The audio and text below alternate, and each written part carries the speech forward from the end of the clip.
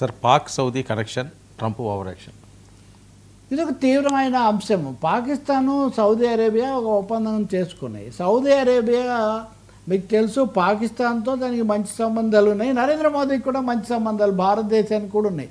అంటే ట్రంప్ కదా my dear friend అన్నట్టే సౌదీ రాజు కూడా మోదీ హిందుత్వం అంటారు, సౌదీ అరేబియాతో ఎంత స్నేహం ఉందో చూడండి అని కూడా అనేకసార్లు బీజేపీ నాయకులు చెప్తూ ఉంటారు. నిజమే అది.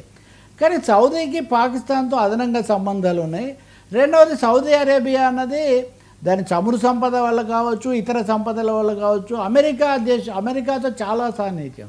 అమెరికాని బతికించే నిజానికి బిన్ లాడెన్ అలాంటి వాళ్ళందరూ సౌదీ అరేబియా నుంచే వచ్చారు. వీళ్ళు మిగిలిన ప్రపంచానికి అంతా చాలా నీతులు చెప్తూ ఉంటారు. కానీ ఈ సౌదీ అరేబియా పాకిస్తాన్తో ఒక ఒప్పందం చేసుకుంది. ఆ ఒప్పందం ప్రకారం మనం రక్షణలో పూర్తిగా కలిసి ఉన్నాం, మీ మీద దాడి జరిగితే మేము వస్తాం, మా మీద దాడి జరిగితే మీరు వస్తారు అని చేసుకున్నారు. సరే, భారతదేశానికి ఏం పెద్ద సమస్య లేదు, ఎందుకంటే భారతదేశం తనుగా వెళ్ళి ఎవరి మీద దాడి చేయదు కాబట్టి. ఇండియా వెళ్ళి పాకిస్తాన్ మీద దాడి చేయటము సౌదీ అరేబియా సమస్య రాదు. కానీ ఒక పొరుగు దేశము ఎప్పుడు ఇండియాతో తగాదాలు పెట్టుకునే పాకిస్తాను, అనేక కుట్రలు చొరబాట్లకు పాల్పడే పాకిస్తాన్కు సౌదీ అరేబియా అంత భుజం కలిపి మీకోసం మేము ఉన్నామని చెప్పడమే ఒక విధంగా పెద్ద దుమారం రేపింది. అందులో మోదీకి బీజేపీ రిజిమ్కు స్నేహంగా ఉండేది. వాళ్ళు అన్నారు లేదు మేము పాకిస్తాన్తో ఏం చేసుకున్నా ఇండియాతో స్నేహంగా ఉంటాం అన్నారు.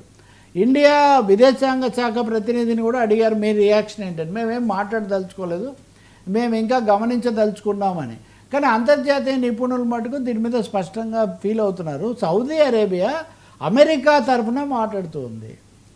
పాకిస్తాన్కు భరోసాగా ఉండడం ద్వారా ఇస్లామిక్ దేశాలు కూడా గ్రిప్ నుంచి పోకుండా ఉండటము, తన స్థానాన్ని కూడా బలపరుచుకోవటము, భారత పాకిస్తాన్లను అలా బ్యాలెన్స్ చేయడం అనే వైఖరి తీసుకుంటూ ఉంది.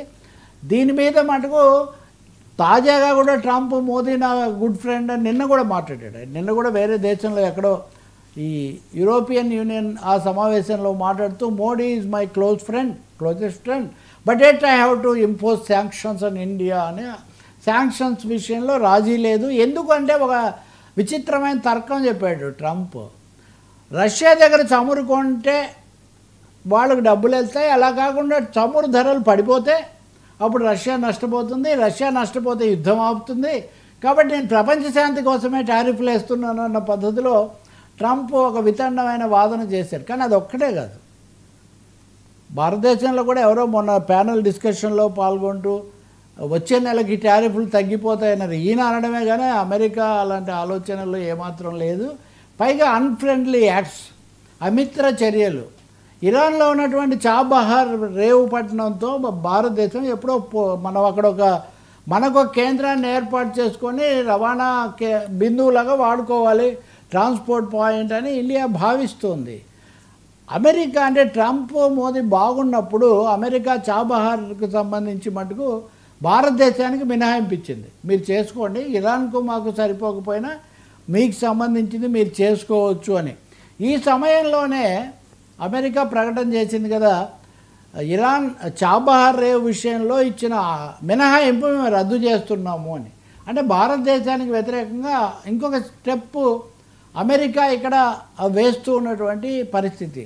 సో ఈ సమయంలో ఒకదాని తర్వాత ఒకటి జరుగుతూ ఉంటే ఇండియాను అంతకంతకు స్నేహంగా ఉన్నామని చెప్తూనే బిగించే పని చేస్తూ ఉంటే వాళ్ళకి సంబంధించిన సౌదీ అరేబియా పాకిస్తాన్కు పూర్తి రక్షణగా మేము ఉంటామని ముందుకు వస్తే భారతదేశం ఆలోచించుకోవాల్సిన అవసరం ఉంది. మొన్ననే రాజ్నాథ్ సింగ్ హైదరాబాద్ కూడా వచ్చినప్పుడు ఆపరేషన్ సింధూర్ అనేది ఆపేసామే, విరామమే కానీ విరమణ కాదు, ఇట్స్ ఓన్లీ ఏ పాస్ అనే ఒక మాట ఆయన అన్నారు. కాబట్టి ఇండియా అలర్ట్, పాకిస్తాన్ రిలేషన్స్ దీంట్లో నెక్స్ట్ స్టెప్ ఏమవుతుంది. ఇంకొకటి ఇండియా చైనా ఈరోజు కూడా ఒక పత్రికలో ఉంది, ఇండియా చైనా మరీ ఇదైపోకూడదు, ఏదో చైనాకి వెళ్ళి వచ్చేది మోదీ అని మీరు చాలా ఉండాలంటే చైనాతో ఇండియాతో మెత్తబడకూడదని, చైనాతో పాకిస్తాన్తో మెత్తబడకూడదని చెప్పారు, బాగానే ఉంది.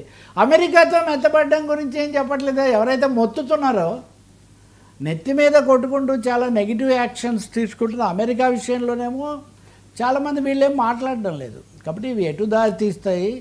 బహుశా 1-2 రోజుల్లోనే అమెరికా యొక్క పూర్తి నిజస్వరూపం బయటకు వచ్చే ఒక అవకాశం ఉంది. ఇండియా పూర్తిగా నాకు లోబడి ఉండాలి, బిగించాలి భారతదేశాన్ని, ఒక చక్రబంధంలో పెట్టడం అనే ఆలోచనతో అమెరికా అడుగులేస్తున్నట్టుగా ఉంది.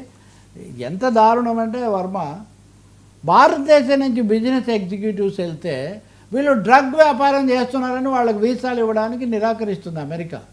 ప్రపంచంలో డ్రగ్ ప్రమాదం చాలా ఎక్కువ ఉన్న దేశాల్లో ఫస్ట్ ఇండియా వస్తుందంట. అంటే ఇండియా మీద ఇప్పటివరకు వేసిన రకరకాల ముద్రలు చాలక ఇప్పుడు ఇండియాను ఒక పెద్ద డ్రగ్ భూతంలాగా కూడా అమెరికా చిత్రిస్తుంది. ఇండియా అంట, చైనా అంట, దానికి ఏ దేశాలు అయితే నచ్చవో వాటన్నిటి మీద, అంటే ఇదివరకు టెర్రరిస్టులు లేకపోతే కమ్యూనిస్టులు అని రాడికల్ లెఫ్ట్ టెర్రరిస్టు ముద్రలు వేసేది అమెరికా. ఇప్పుడు తాజాగా డ్రగ్ స్టాంప్ వేస్తుంది. ఇప్పుడు వెనిజులా మీద యుద్ధం కోసం ఆయుధాలు విమానాలు పంపించింది కూడా డ్రగ్స్ అనే పేరుతోనే.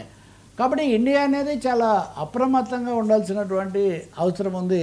ఈ పై మెరుగులతో ఉత్తుత్త మాటలతో మోసపోతే మటుకు చాలా నష్టపోతాం. Thank you so much. ఇది నాటి frankly with Tarak station to thank you news.